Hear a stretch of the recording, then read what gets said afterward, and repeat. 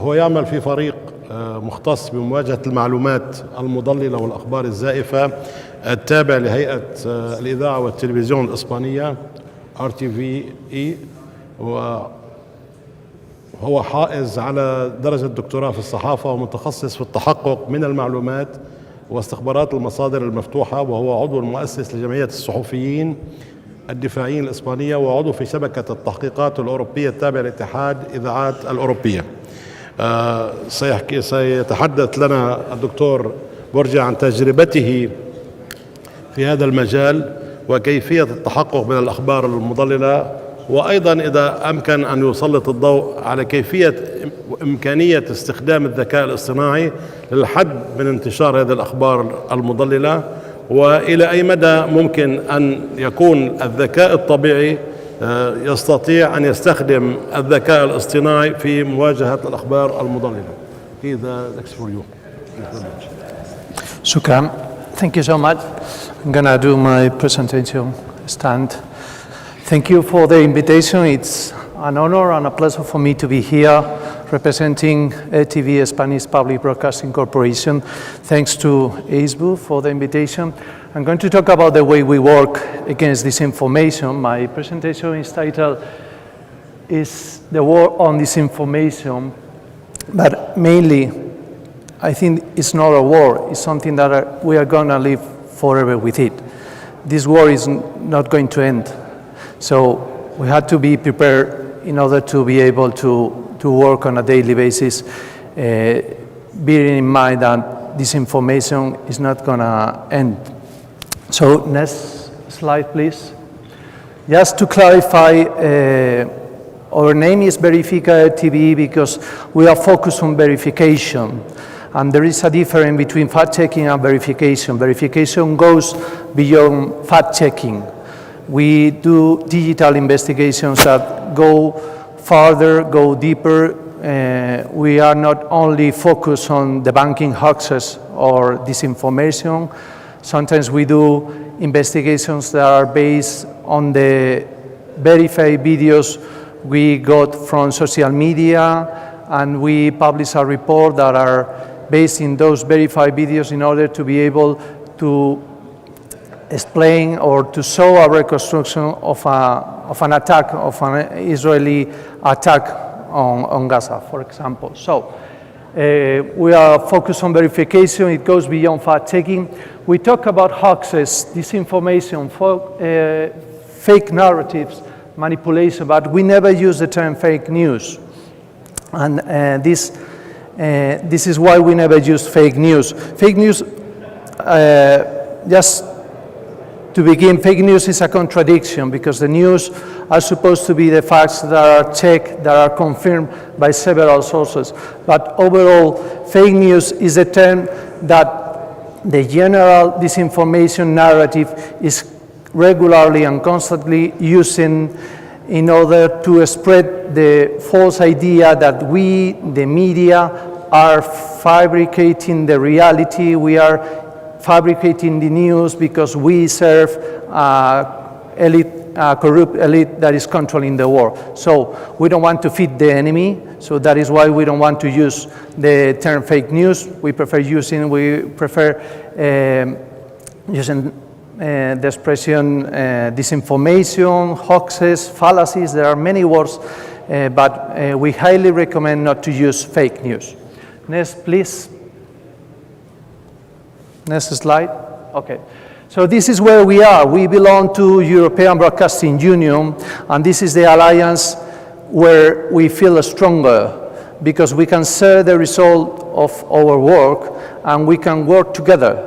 And we launch long-term joint investigations with other public service media from France, from Italy, from Germany, also from the United Kingdom. So this is the alliance where we feel stronger. And we also belong to European Digital Media Observatory. This is a smaller group that includes all the verification and fact-checking organizations in Europe, most of them.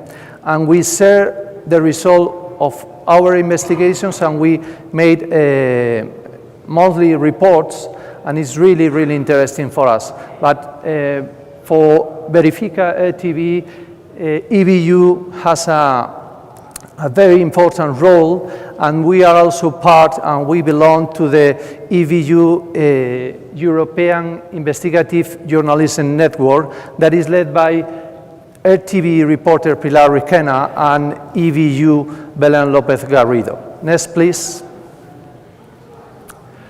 About who we are, Verifica TV is the team tasked with debunking disinformation, hoaxes, deepfakes, salofakes, conspiracy theories at RTV Spanish Public Corporation.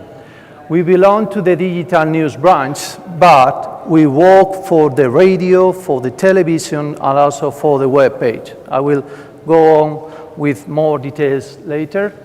We are focused on disinformation, meaning false or misleading information spread deliberately on social media and the internet. We also deal with misinformation, although our main focus is disinformation.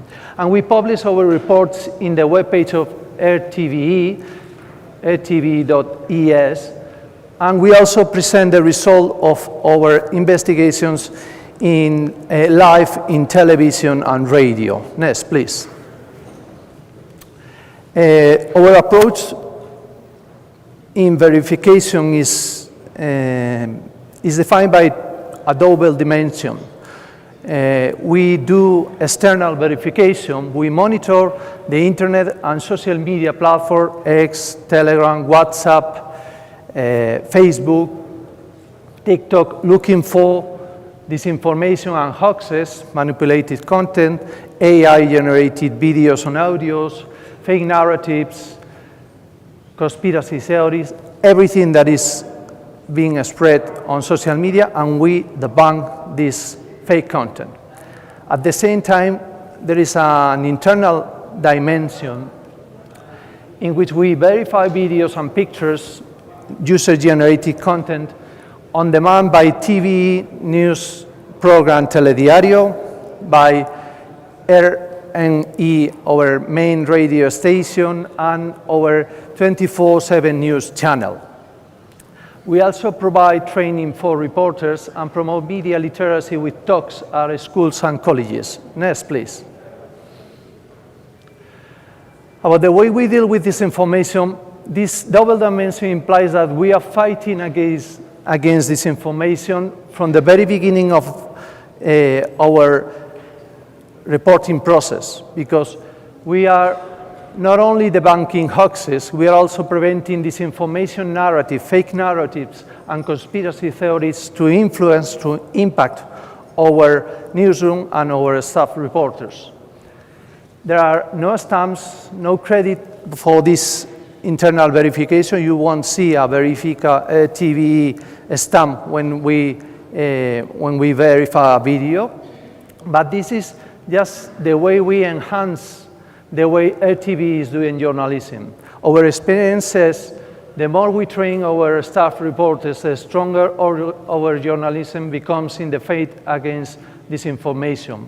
And we honestly believe education, and I will add journalism, is key in neutralizing disinformation. Next, please. What we do is basically old school journalism. We simply use other tools and protocols. I've been working as a journalist for more than 20 years. For the last 19 years, I work as a news agency reporter, and for the last 5 years, I've been working as a verification reporter. It's basically the same.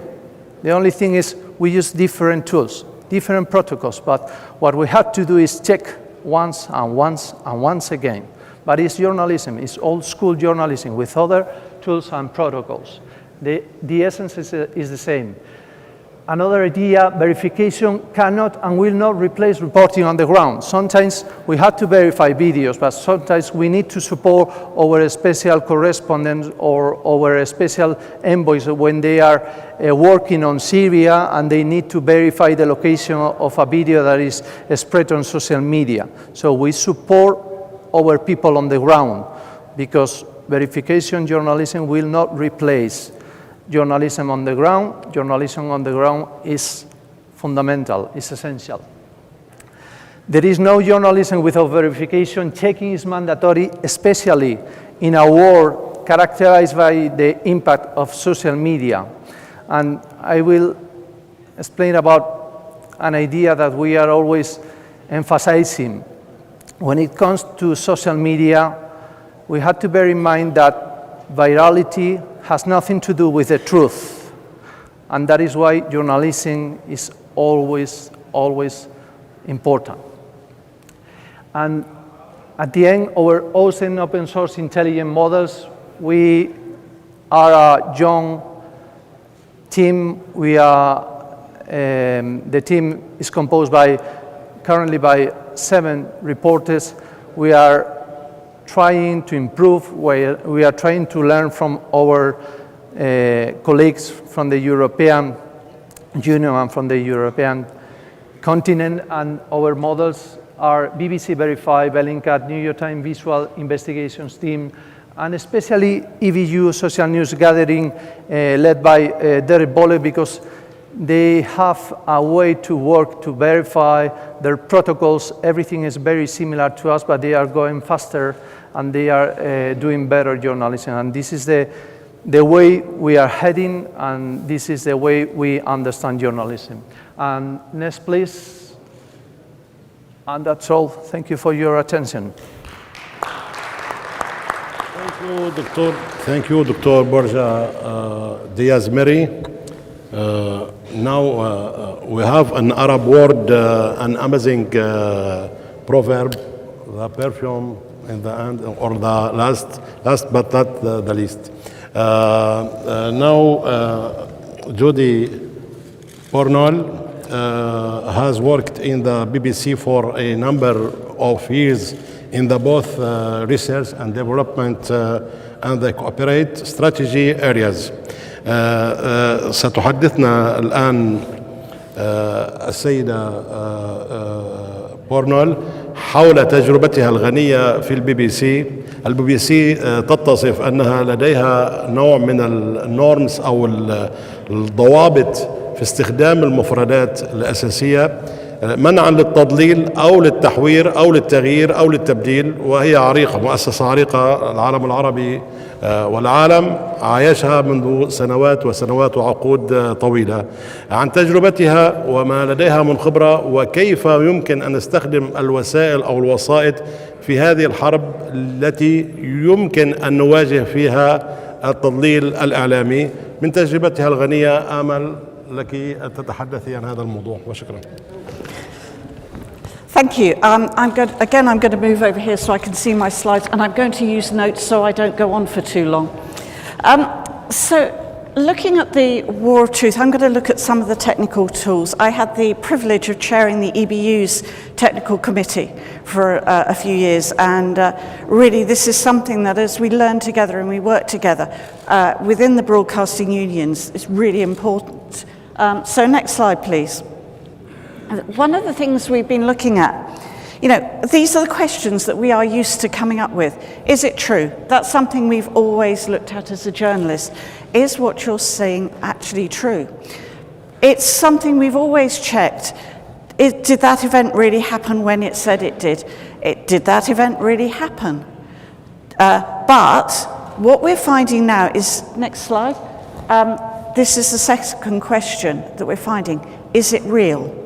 The ability for people to manipulate and to change content is so prevalent. Everybody can do it. The tools are so easy to use that people often don't realize what they're doing and the changes that they're making. In fact, look, moving to the next slide, even a princess actually managed to manipulate her content. She did it.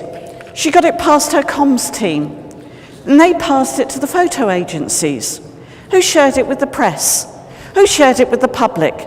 And for hours it was there before the kill notifications were issued. Now this wasn't a big deal. No lives were lost. And she apologized. She didn't mean to mislead people with those little changes she's making just to make it look a bit better. But actually this changed the confidence in that media. In fact, now with the generation of AI tools for media, next slide please, we're actually seeing that these tools aren't perfect. They hallucinate, they make things up. Now, recently, the game of darts had its World Cup final. And there is this amazing 16-year-old who was in the final, and everyone was really excited, and it was a big deal in the UK, and AI put this alert out on Apple AI. It said that the BBC was saying that Luke Littler had won the darts final. The problem was that was about 3 hours before the start of the final, so the match hadn't even been played, and they were saying this. So actually, do you know what? It's not even AI tools generating news. They're not accurate. They make things up. So we looked, next slide please. Last year we brought together a number of organisations across under the banner of the IBC Accelerator Programme. About 26 organisations came to look at this problem from where are the technical tools to analyse what we can do technically, what we can do operationally, and to protect ourselves and to strengthen it. What is the state of the art? This was done last summer. So what I would say is things are moving on very quickly, both in a positive way and in a negative way. So this is something we're going to keep needing to look at. But this is what we found. We looked at it under these three headings. We looked at under provenance, we looked under detection, and we looked under collaboration. So we looked at what are these three different areas, when are they appropriate, and how do they work together? And how can we use multiple techniques as news organisations, using multiple technical tools to strengthen what we're doing? So we found this chain of approach. We found there are different times when you would use each one. They looked at them in order, and then they have their benefits, and each one has their limitations. So let's start with when to use provenance. So we can have the next slide, please. So the thing with provenance, this is the history of an origin of digital media. It tracks when it came from, who created it, how it was modified over time, were AI tools used. This is factual information about a piece of content. It is not out there everywhere yet. If you've got it, it can be really helpful, and it's maintained if we know that chain of custody. So it actually has been carried all the way through from its origination right through to its end use, can be really helpful. Next slide, please. It gives a form of metadata. It assures digital content's genuine, but it proves what's real, but what's not fake. It is a positive assertion. We're not trying to look for what's wrong. We're trying to say what's right. It's changing it around. It's growing rapidly. You may have seen content credentials or heard of them being spoken about, also under the name of C2PA. This is something that is gradually going out across the globe, being adopted by a number of providers. It can be metadata. That's a form of metadata which is carried alongside the media, giving those details. As I said, date, file format, author, contextual data. It can be watermarking. We've known watermarking for years, haven't we? But this embeds a visible or invisible signal into the content, indicating ownership or authenticity with a persistent marker. It's only a tiny bit of information, not nearly as much as the metadata, but the two can work together. And it also can be a fingerprint, that unique snapshot of a piece of media that you could take when it's made and then keep it on a database and look at it against what you know is right and what you know is wrong. A better image search, actually looking at the fine details of what has been changed. Who actually can benefit from provenance? Looking at the next slide, please. It can benefit content creators, both trusted sources and everyday users who document events via social media. It can leverage provenance to prove authenticity of their work. In the midst of AI content, you know, your average YouTuber or social media influencer also wants to keep control of their content. When it reaches the newsroom, journalists can use provenance as a help for their fact-checking. It's a first step, one of the tools. You know, it speeds up that fact-checking process. And then by checking against archival content again, if there's a fingerprint there, can check that back. And once it's uploaded for the viewers, they can also look and understand what is there and what is not there. So standards, looking at the next one, there are a number of, next slide please. There are a number of standards, for instance, as I mentioned, the one called C2PA, also being talked about, content credentials, which is being widely adopted. And there are agreed protocols and guidelines that define that data, how it should be captured, stored, communicated across tools. This means it's consistent. If you use a standard, we can look at any piece of content with that. And then the solutions actually make use of it. Some of these are, again, use the standards, some of them are proprietary. They can be, in some ways, more secure.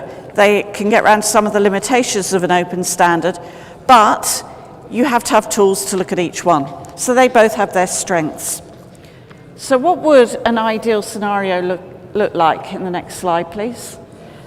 Ideally, you'd have this metadata in every asset, which is clearly displayed, or the lack of it at the content when it's distributed. You have an educated audience who understand what it means, and it being accessible with no barrier to entry, and that's what we're looking at for the next stage of this piece of work. The BBC had a trial of provenance data last year. If you have a look at that next slide, please. And this was done between part of our R&D department, BBC News Labs, and BBC Verify, our fact-checking department, actually looking at the content credentials, which you can see at the bottom, which were embedded into this piece of content, and then we made them obvious on our news site. Very simple. At the first line you just saw, with the standard logo, it said when it was issued and on what date and who issued it. It came from the BBC on March the 4th. If you proved their trust in our media and what we were putting up.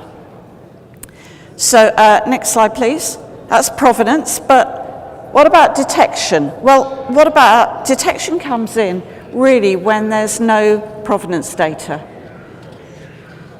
That's the next stage. It gives you the chance to detect whether that piece of content is fake. Next slide, please. It can use visual analysis and machine learning to automate detection of manipulated visuals, narrative, or completely generated content. And of course, don't forget audio, which is where the tools really are moving most rapidly and are most believable. And newsrooms and end users can benefit from the ability to detect Gen AI across various media formats, especially when you've not got that. But the challenges is that actually as fast as we get the detection tools, the generative AI gets better. So it is a race.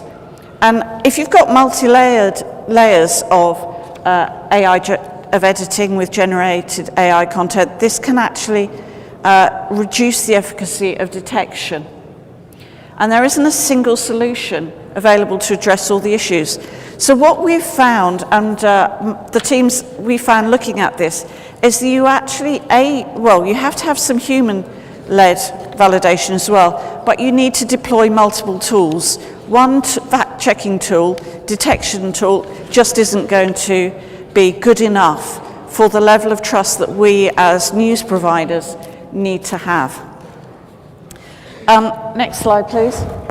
So as well as using pure tools to analyse the video or audio, there's a lot of value, of course, of scanning them across databases of known content, which can tell you is it accurate, but also build up any known rights issues. And also scan it against any databases of disinformation. Something we've been looking at, is there a database of disinformation that we can all perhaps share between us, known problems that we can scan against? And that brings us to that point of the final part that we looked at, which was, next slide please, which was looking at collaboration. So over the past decades, this verification is becoming increasingly important part of our jobs. And as we were saying just now, they're going on in RTVE, they're going on in BBC, there's a number of these tools. And these units need to be working together so we can actually share it. Not perhaps there is the work going on in the EBU, but it's broader as well. The bit more of us that can share, look, there's a problem with this piece of content, the better. So the trial that we looked at, next slide please, really was to share the collaboration. We had a workflow trial to see if we found those benefits. Really looking at the strategies and approaches that we should be doing. And next slide, please. We confirm that actually, if we share them by looking both at the social media, next slide, please, and then putting our verification checks on them and saying where there is a challenge. If we share when we find it, we can reduce the risk of us accidentally amplifying it and the danger of it being spread on social media. The danger of, coming back to the Amazon AI, the Apple AI saying, oh, the BBC said this. Well, actually, if we have said it, then it becomes even more of a problem. This is less of a technical solution, but it's something that we can do now. So next slide, please. What we really find is we do need to work together closely. We're meant to make sure everyone has access to information they can trust.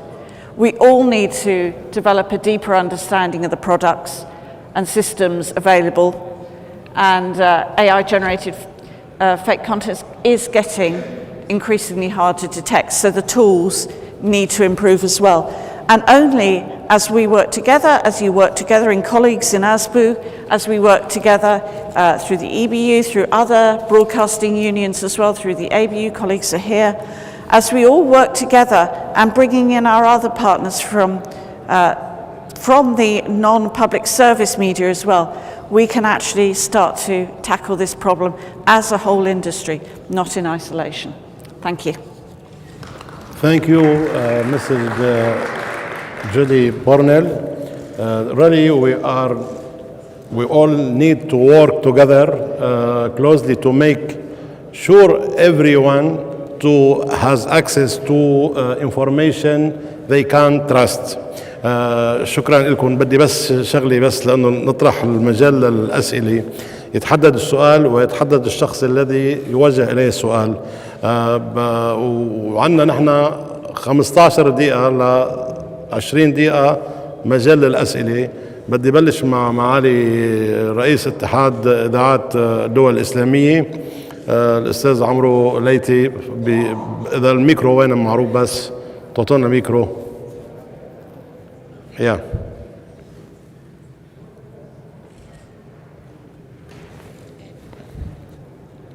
وآمل إنه ما تتكرر الأسئلة، يعني السؤال اللي انسأل ما يرجع يتكرر. شكرا. تفضل. شكرا سيدي الرئيس. مش الحال.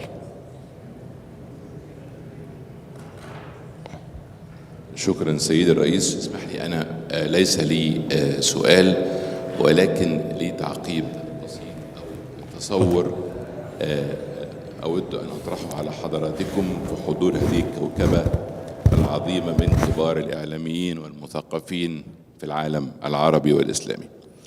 أن الأخبار المضللة وتزييف الأخبار ليست مجرد مشكلة إعلامية، بل هي آفة أصبحت تمثل تهديد للأفراد والمجتمعات والدول، فهي تؤثر على مختلف جوانب الحياة، تزعزع الثقة في الإعلام ومؤسساته المختلفة، تؤجج النزاعات والانقسامات الاجتماعية، وتضلل الأفراد والحكومات عند اتخاذ القرارات، تهدد الأمن القومي والوطني من خلال استخدامها كأداة للتضليل والحروب النفسية، إضافة تسبب أضرار اقتصادية عبر التشهير والتأثير على الأسواق. أما في أوقات الكوارث الصحية والبيئية فهي تشكل خطرا دامغا بنشر معلومات غير دقيقة حول الأوبئة والعلاجات وما شابهه.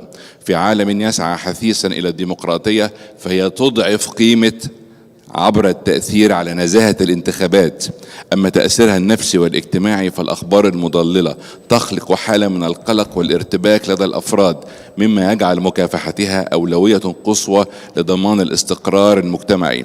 ولما لهذه القضية المستحدثة وجود وتنامي مضطرد مستحدث، اتجه الاتحاد إلى تبني دورا حيويا في مواجهة الأخبار المضللة وتزييف الأخبار من خلال استراتيجية كاملة تتكون من تطوير آليات التحقق من الأخبار عن طريق اعتماد آليات رئيس التحرير وغرفة الأخبار بالاتحاد لصياغة وحوكمة الأخبار سواء الصادرة أو اليومية من الاتحاد، إبرام الشراكات مع المؤسسات والاتحادات الإعلامية المختلفة لتبادل البيانات حول مصادر الأخبار والتحقق منها لمكافحة الأخبار الملونة والملوثة، الالتزام بتحسين المهارات الإعلامية، التثقيف الإعلامي.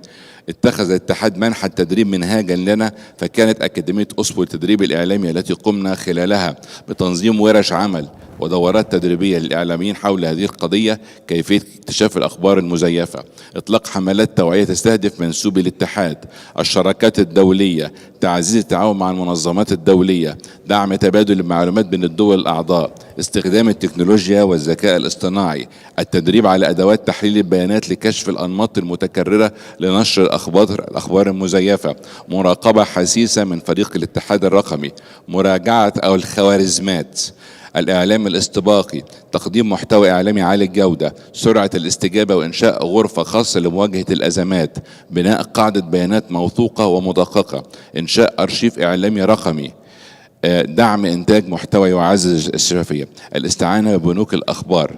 أتصور أننا جميعا كما تحدثت الزميلة في البي بي سي يجب أن نعمل سويا، لأننا بصدد منحنى كبير وخطير يواجهنا جميعا، وعلينا التعاون للتصدي له. شكرا سيد الرئيس، وأعتذر عن الإطالة. تفضلي. ميكرو بليز.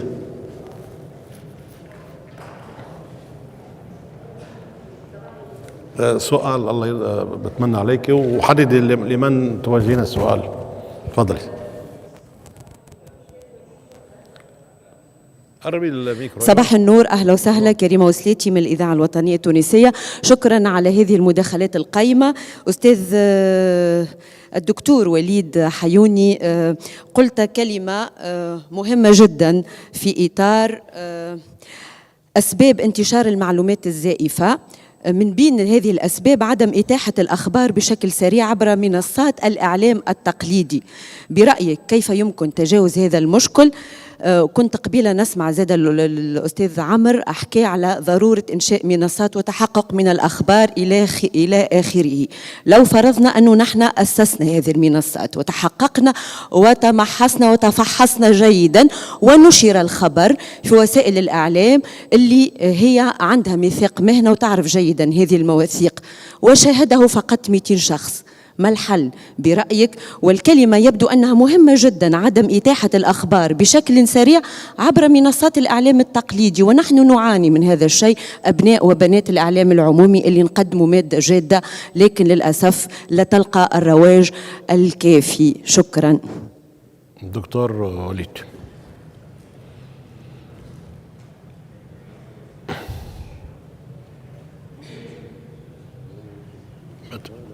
بعتقد لازم يمشي الميكرو بليز. maybe the other mic. الميكرو. لا مش ولا يلا مش شكرا زميلة على السؤال. هو أنا بالنسبة إلى إتاحة الأخبار بشكل سريع أو على الأقل بشكل معقول.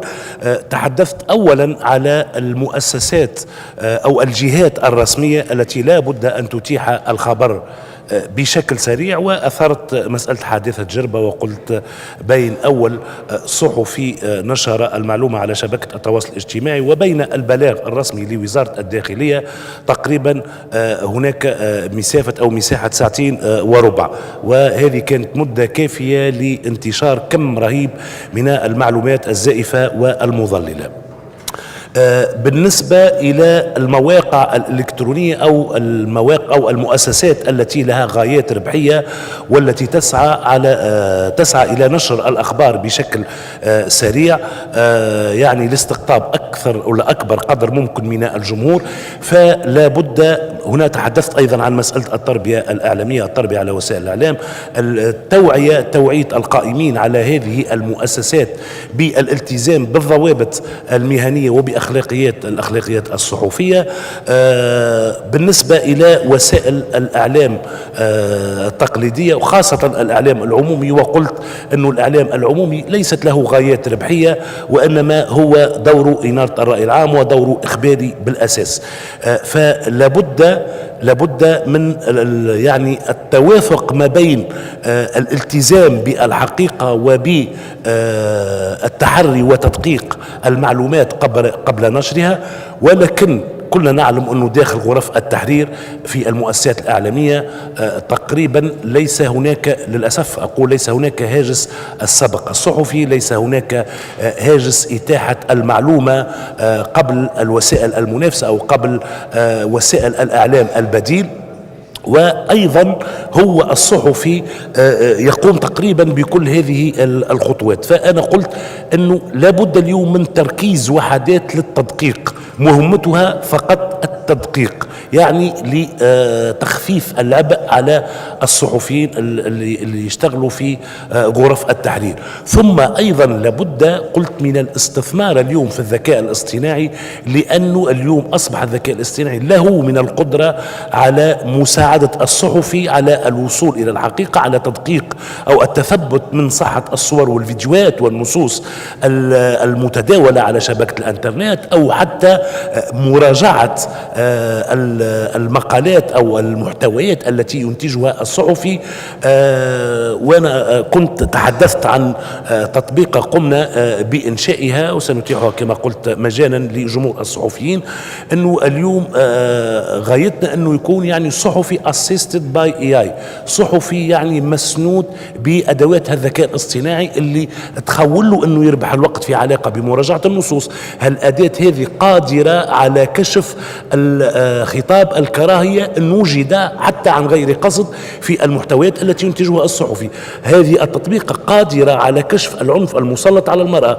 هذه التطبيق قادرة على كشف إذا ما كان المحتوى الذي ينتجه الصحفي لا يراعي المصلحة الفضلى للطفل، فبإمكان الذكاء الاصطناعي في ثانية أو في بضع ثواني من القيام بكل هذه العمليات. فبالتالي أنه اليوم أصبح إذا في حالة ما اعتمدنا على الذكاء الاصطناعي، طبعا ليس فقط الذكاء الاصطناعي لا يمكن في كل الأحوال ولا بأي حال من الأحوال أن يعوض الذكاء البشري. الذكاء الاصطناعي والروبوتات ليس الغاية منها أن تحل محل الصحفي أو أن تقوم بالقيام بالمهمة الصحفية أو إنتاج المحتوى بدلا عنه، ولكن هي فقط لمساعدته من أجل صحافة جيدة، من أجل محتويات مدققة قوامها الحقيقة، من أجل محتويات تراعي حقوق الإنسان، من أجل محتويات ليس فيها خطاب كراهية، والأهم من أجل أنه الصحفي يربح الكثير من الوقت، وبالتالي ربما أن نتمكن من أنه يصبح إتاحة المعلومة بشكل معقول. طبعا الإعلام التقليدي، الإعلام العمومي واجبه أن يكون باب الصحافة المتأنية، ولكن ليست متأنية كثير. شكرا. بعد إذا مجال سؤالين، لأنه نظرا لضيق الوقت يمكن جوزنا نحن الوقت المقصص لأن تفضل يا باسم، معك الميكرو. خلي أسئلة مختصرة ومكثفة والأجوبة أيضا، وحدد الشخص اللي بدك توجه سؤال له.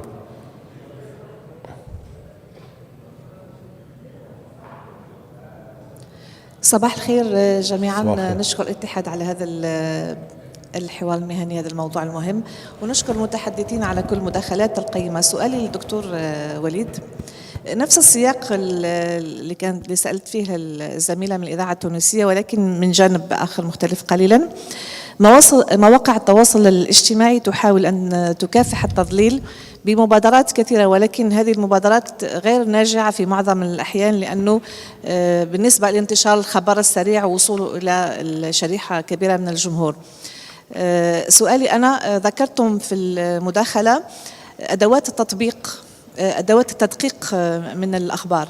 هذه الأدوات هل هي متاحة للجمهور لتحقق من الأخبار بنفسه، لا ينتظر المعلومة، لا ينتظر الجهات الأخرى أو الإعلام التقليدي أو المنصات تعطيه المعلومة صحيحة، ولكن هو يكون لديه وسائل أو لديه خبرة أو لديه طريقة كيف يتحقق من الأخبار بنفسه ليعرف ما هو الخبر الصحيح وما هو الخبر غير صحيح إلى حد ما، يعني ليس بشكل مطلق.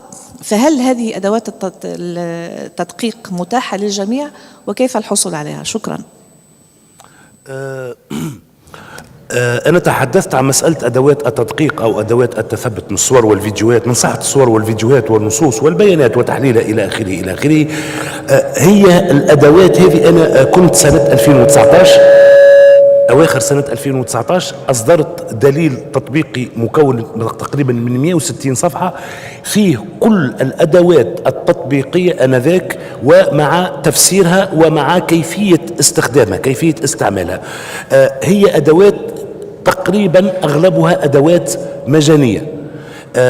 بالنسبة إلى جمهور الصحفيين، الاعتماد على الأدوات هذه هو ضروري جدا لكشف الصور المفبركة، لكشف الفيديوهات المفبركة، لكشف السياقات الخاطئة، لنتأكد أن كان الفيديو أو الحدث خاص، الفيديو خاص بحدث قريب أو خاص بأحداث سابقة. هذا بالنسبة إلى جمهور الصحفيين. ولكن الاعتماد على أدوات الذكاء الاصطناعي أو الاعتماد على التطبيقات فقط ليس هو الحل، لأنه الأدوات صالحة بالنسبة للصور، صالحة بالنسبة للفيديوهات، صالحة بالنسبة لتحليل النصوص، ولكن العودة إلى مصدر الخبر والتثبت هذا لا مناص منه، هذا لا يمكن للذكاء الاصطناعي أن يقوم به. فاستقالة مسؤول في جهة من الجهات، فالأصلح هو أن نتصل بالمسؤول أو بالمكتب الإعلامي للوزارة كذا لنتأكد من صحة الخبر. هذا بالنسبة إلى جمهور الصحفيين. يعني الطرق الكلاسيكية والتقليدية للتدقيق هذه ثابتة، مع الاستعانة بأدوات الذكاء الاصطناعي والتطبيقات من أجل تحسين جودة المحتويات. بالنسبة للجمهور قلت هناك أدوار توعوية انطلاقا من خلق مسافة نقدية بين الجمهور وبين ما يتلقاه. الغاية يمكن الاشتغال على الناشئة، يمكن إدراج هذه المحاور حول التدقيق في المناهج التعليمية لدى الناشئة، مع تعليمهم استخدام هذه الأدوات، يمكن حتى بشكل مبسط، بشكل وكذا. قبل استخدام هذه الأدوات لابد من خلق تلك المسافة. فإنه الغايات هو أنه مستخدم الشبكات التواصل الاجتماعي تصبح له الملكة حول أن يطرح أسئلة حقيقية، كما قلت: من المستفيد، من المتضرر، لماذا الآن بالذات؟ فمن أجل أن لا تتم المشاركة بشكل آلي وبشكل ليس فيه تفكير قبل مشاركة هذه المحتويات. أتمنى أن يكون جاوبتك. شكرا. إذا حدا سؤال، نحن خلصنا الوقت. بدي بس خلينا نتوجه بشغلة أساسية، إنه اليوم نحن نعرض أو طرحنا مواضيع ليست بسيطة عندما نتكلم عن الأخبار المضللة الصحيحة أو الأخبار الخاطئة، كمن يتكلم عن الليل والنهار والأسود والأبيض، وهذا الأمر طبيعة الحياة. لكن نحن لن نمنع الأخبار نهائيا المضللة، ولكن نسعى إلى الحد منها. هذه الندوة تميزت بشغلتين صراحة. أول شيء الحضور المخلص، انه انا لاحظت ما كان في تسرب من القاعة، وهذا شغلة كثير أساسية. اثنين، النوعية التي طرحت فيها أو المقاربة التي طرحت فيها هذه المواضيع كانت قائمة على شكل علمي وليس على شكل نظري. يعني فعلا التجارب التي تم استعراضها من الخبراء من الزميلات ومن الزميلة والزملاء كان فعلا عميقة جدا، نحن بحاجة إليها، سنبني عليها وعلى التأكيد على مواقع اتحاد إذاعات الدول العربية SBU بدها تنحط هذه كل خلاصة هذه الدراسات، وإن شاء الله نستفيد منها وتكون هذه الندوة مؤسسة لندوات أخرى كمان أكثر عمقا وأكثر تطورا وأكثر تقدما وأكثر إفادة لنا كجمهور يتعاطى الشأن الإعلامي. ويعطيكم العافية جميعا. شكرا. شكرا لكم جميعا. شكرا دكتور حسن وبقية المحاضرين.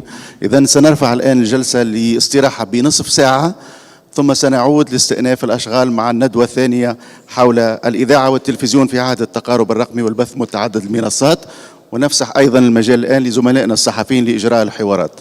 شكرا وإلى اللقاء بعد نصف ساعة من الآن.